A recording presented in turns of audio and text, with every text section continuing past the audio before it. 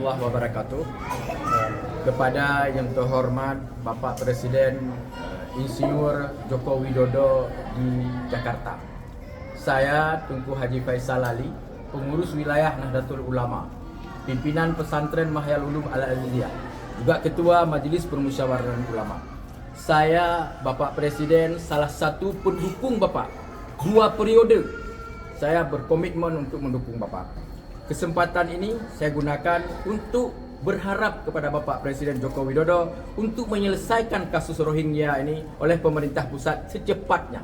Ini yang harapan saya. Saya tidak pernah bertemu dengan Bapak, saya tidak pernah bersalaman dengan Bapak, tapi saya 2 periode berjibaku dan berdarah-darah mendukung Bapak Presiden Joko Widodo. Maka pada akhir ini, Bapak hampir berakhir periode yang kedua, saya berharap kasus Rohingya ini hanya Bapaklah yang akan mampu menyelesaikan ini, dan harapan saya Bapak selesaikan dengan cepat dan tepat. Jangan kasih ini kepada pemerintah di luar tanggung jawab Bapak, karena selama ini belum ada aksi apapun terhadap penanganan konflik Rohingya ini.